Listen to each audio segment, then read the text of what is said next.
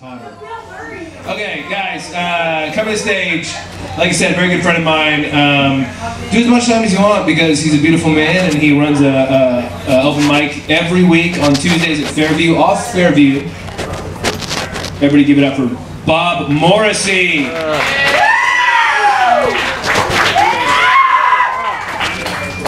Hey, you guys. Also, I have a story at, tomorrow for the grown-up story time. One of my stories was picked. So, anyway, alright. This is not going to work with anybody, but because I was thinking earlier tonight that the band Starfucker, I would like the band Starfucker a lot more if they were called Starfishes. But if you know the band Starfucker, they're a really good band, but they have the stupidest name in the world. And, well, Greg and I earlier today, we were like laying in bed until 2 in the afternoon. Greg's my boyfriend. He was up earlier tonight, and we were laying in bed all day. And I was like, "This is what starfishes do." And then I was like, "I had a dream that you gave me a hand job at a Taco Bell." And it was wonderful in the Taco Bell. Anyway, me and Greg have been together for almost 6 years. We're a power couple. We are Houston favorites. Greg Deal, and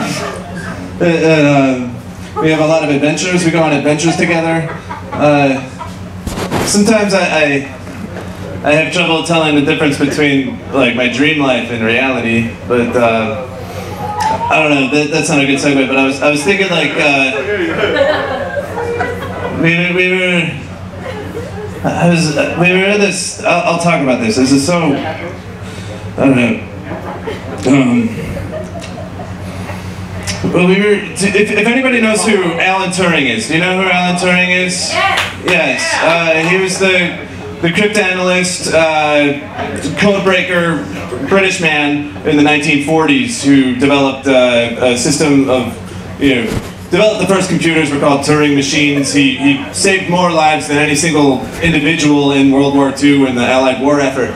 But he was a gay man, and when he was in 1951, after everything that he'd done for Great Britain and the world and defeating the Nazis, he was targeted for some undercover gays captured him. He tried to pick up some gay sex, but he was arrested, and then he was sent to a mental hospital and chemically castrated and given shock treatment until he was really stupid and retarded. And but then after that, he got out of the hospital and he committed suicide. And I was like, that's like Greg and I. We went to a Sizzler this one time, and it's not like the same as what happened to Alan Turing, but it was a weird experience.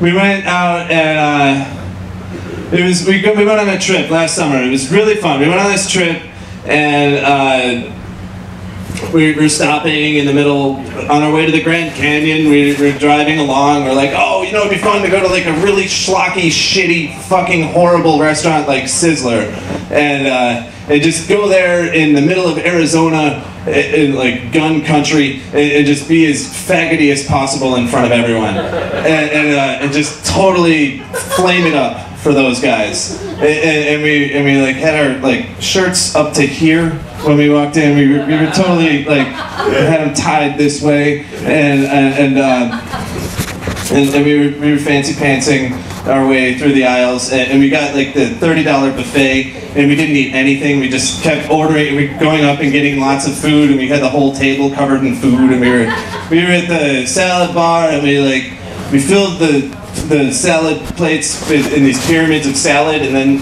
when we were walking back to the table, like precariously balanced, we're trying to like knock each other over, and we're giggling about it really loud, but nobody gave a shit because everybody was weird there, and everybody knew like they're just two gays who are like eating dinner, and we were like, oh, let's I went to the bathroom and a bunch of people in the bathroom were doing cocaine. And I was like, ew.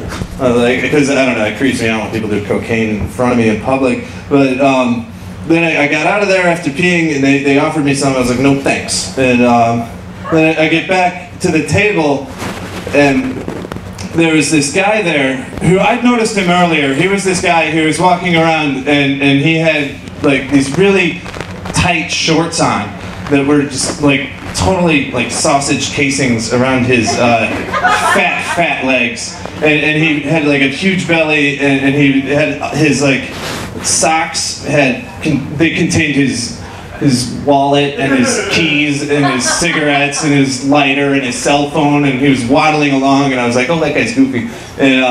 But like then I get back from the bathroom, and he was at our table, just totally like put his hands in both of our salads. He was just like gnashing his hands into the salads, and he was telling Greg, like, Greg had started smoking a cigarette there, and he was like, you can't smoke, there's no smoking, and like he was doing that, and then I was like, hey, fuck you, man. And I walked up and I was like, get away from my man, that's Greg, man. I was like, you want to fight, fucker? And he's like, ugh. And I was just like, screw off. And then I like picked up Greg, and I carried him out of the Sizzler, and we're walking out of the Sizzler, and I haven't smoked a cigarette in about 2 years, but I at this time I was like, oh, god damn it, I need a cigarette, man. And then I put him down when we got out of the building, and I smoked a cigarette. I was like, give me a cigarette. I took a drag, and I was like, fuck that. And I flicked the cigarette, and the entire building exploded with everyone in it, and everyone there died. And then there was the best part was there was a kid there. There's this little kid who was sitting in the parking lot by himself, like on a skateboard, like leaning, and he's like, hey man, that was the coolest thing I have ever seen in my entire life. I gave him like a fist bump, you know, and he was like, all right. And then we went our way, but that kid was Timothy McVeigh. And yeah, it's true.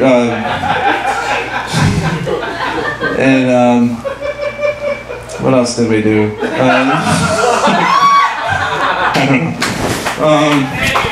I'm gonna, I guess I'll leave it at that. All right, everybody. I'll see you later. I'm gonna have a story in the grown-up story time tomorrow, and then there's Fairview open mic tomorrow afterward. It starts at 10. So. It's too loud.